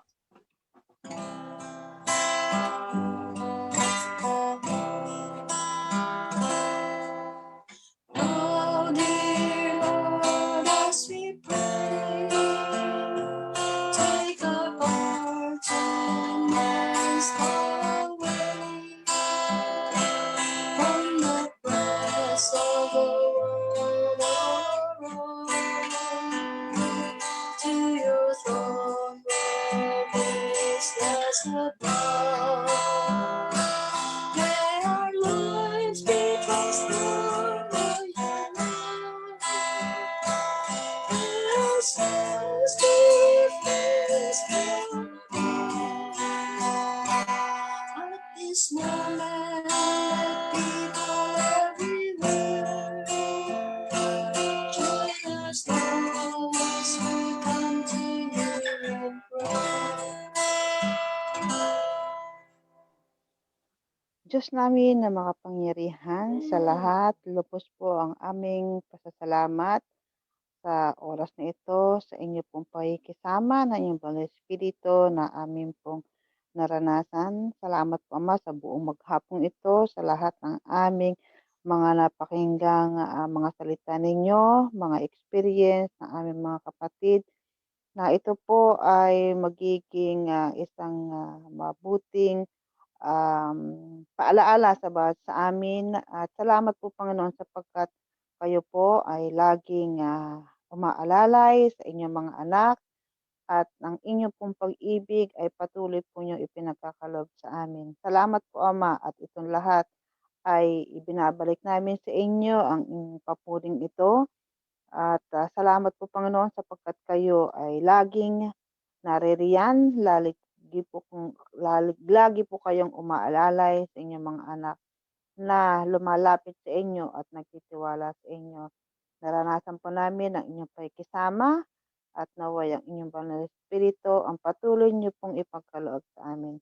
Sa oras na ito, una po ay pinasalamatan namin ang mga natatanggap namin, mga kalakasan ng katawan, buhay na palagi po niyo ipinagkakalob sa amin, sa mga proteksyon na ipinagkakalob niyo sa amin. At gayon din po ang aming mga kapatid na may pinasasalamatan. Kayo po, ang mga kapatid, kung ano po ang kanilang ipinagpapasalamat sa inyo at ibinabalik po ang lahat ng ito, ang papuring ito. Tulad po ng pamilya ni Ricalde, si Esther Perez, ang Martinez family, ang mga missionary sa Misamis, Ama, salamat sapagkat sila po inyong patuloy na iningatan sa kanilang maglaking gawain doon. Gayun din po si Sister Freely, si ang Calales family, Sister Glyza, si Lino. Salamat po, Panginoon, at ito po ang mga pinapasalamat na ito ay ibinabalik po sa inyo, sa inyong kabutihan, sa inyo pong pinagkalab sa kanila, kung ano man po ito. At salamat po, Panginoon, sa patuloy na pagpapala at gabay na ipinagkakaloob niyo sa amin. At sa oras na ito, inilalapit din po namin sa inyo ang mga taong mga nag-aaral po ng Biblia, katulad po ng Saudi Arabia na sila nag-aaral ng inyong mga salita, si Phil Castillo, si Dayan, ang mga grupo ni Claudie sa Pilipinas, sila po ay 15 katao doon, ang mga bikers group na binabustadihin din, si Remy, si Rose, si Bibing, at nawa po, Ama, ay patuloy niyo silang samahan ang mga napapakinggan mga salita ninyo, nawa ito ay mapagtanim sa kanilang mga puso at isipan, at ito ay makapagpabago ng kanilang buhay, at tanggapin po kayo bilang personal na tagapagligtas. At gayon din po ang aming mga kabataan, patuloy niyo silang alalayan, patuloy po niyo silang gabayan. Ilayo sila sa mga impluwensya ng sanlibutan at maging isang mabuting ilawan makita sa kanila ang pag-iisang mabuting Kristiyano at lalo't higit pagkalooban sila ng mga katalinuhang pang-espiritual upang ito ay magamit sa paglilingkod sa inyo. Kayo lamang po, Ama, ang makakagabay sa bawat isa sa amin. Kaya sa inyo po namin itatagubilin lahat ng aming buhay. Kayo po ang manguna sa amin, kayo po ang magbasbas sa amin. At amin pong inahain ang aming mga sarili bilang haing buhay at naway ang inyong patuloy na grasya at ang biyaya ang ipagkaloob niyo po sa amin. Salamat po, Ama, sa pagdinig po ninyo sa aming mga panalangit at naway ang inyo pong pagpapala ang patuloy naming maranasan ngayon at magpakailanman. Ito po ang aming dalangin, alang-alang sa matamis na pangalan ng aming Panginoong Yesus. Amen.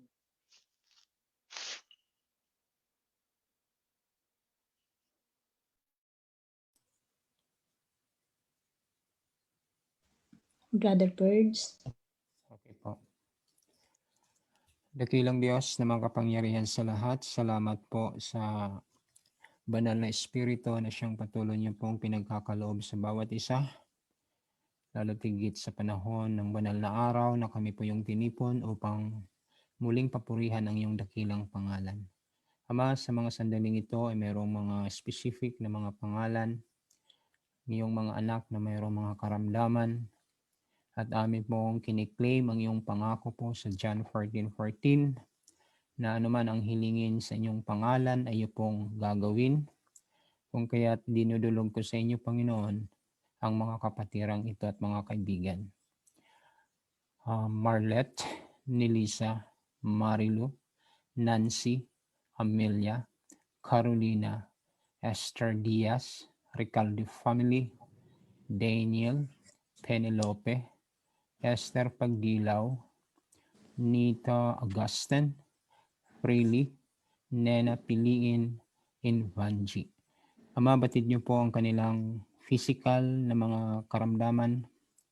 Tulungan niyo po sila, Panginoon, ayon po sa iyong pangako, upang sila po ay manumbalik sa mabuting kalusugan para patuloy na makapaglingkod sa inyo at maging kasangkapan din sa loob ng kanilang mga tahanan at makabalik sa kanilang mga gawaing normal.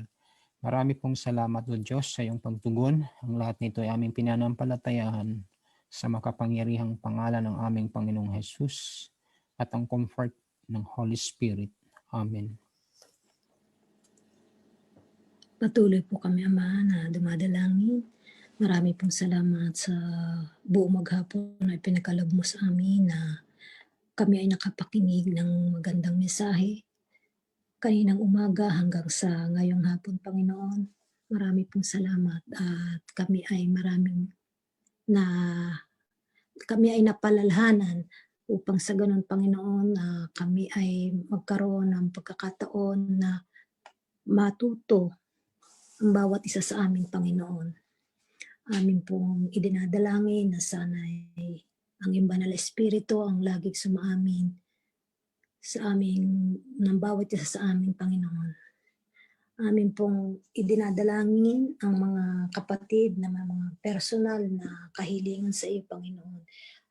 Alam mo po kung ano ang kanilang mga personal na hiniling sa inyo, Panginoon, na sila po ay sina Brother Purge, Sister Esther Perez, Eric, Sister Jean, Ed Roel Diaz, and Glyza. Panginoon, ikaw po ang nakakaalam ng kanilang mga personal na hiniling sa inyo, Panginoon, na naway gawad mo po sa kanila kung ano man ang mga personal na kahilingan, Panginoon. Marami pong salamat at kami po ay naniniwala na kami ay hindi mo pinababayaan sa araw-araw na buhay namin dito sa lupa, Panginoon. At ang banal na Espiritu ang laging sumaamin. Ito po ang samot dalangin namin sa pangalan ni Jesus. Amen. Amen.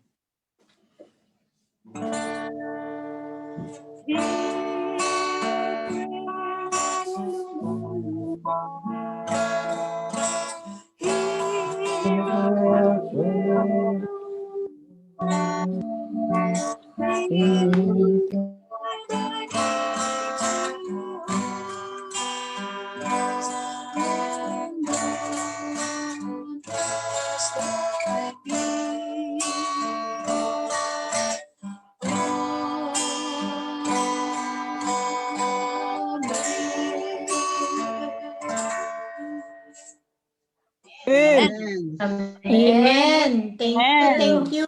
Auntie, thank you. Thank you. Thank you po. Thank you, thank you.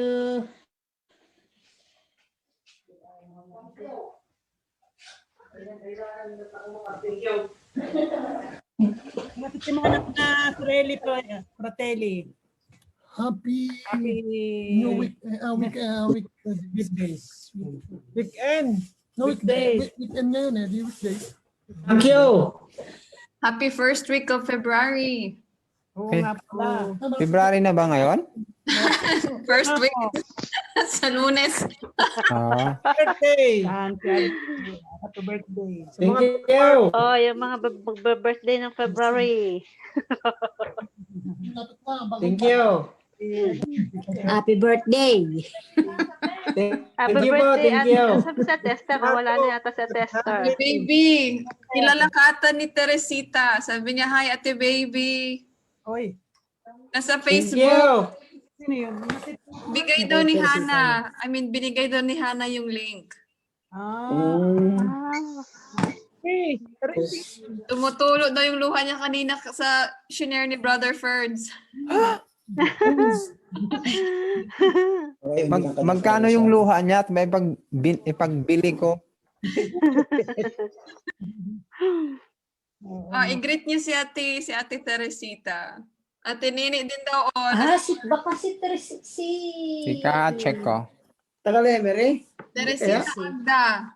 Ay, siguruhan yung Si ano? Teresita Onda. Si Teresita Onda. Si Tess. Kaway-kaway kayo. Saluta. Nakikita niya kayo. Yung nakasalamin. No.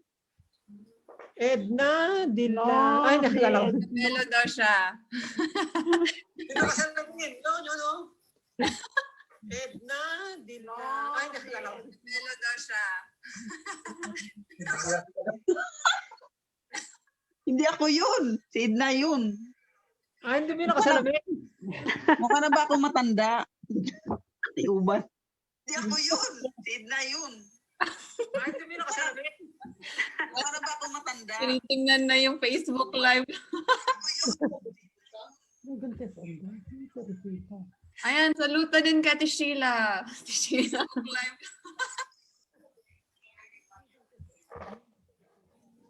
Saluta din ka, Ate Sheila. Ate Sheila Live. Dito. Nasaan daw yun? Nasaan daw si Ayun na, pumasok. Onda.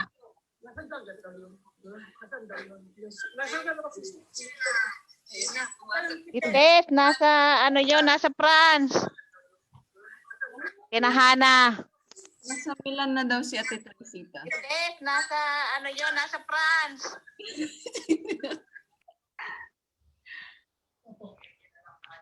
May ano na. Nasa Milan. Nasa Milan siya. Hindi ba yung test na matagal na noon na kapatiran natin? Ang daming mga visitors natin today sa Facebook Live. Mga ibang lahi. So, next Saturday ulit. Kaway-kaway na kayo. I-end ko na ang live. Happy Sabbath! Happy Sabbath! Tanong mo si Birds kung pwede siyang mag-speak.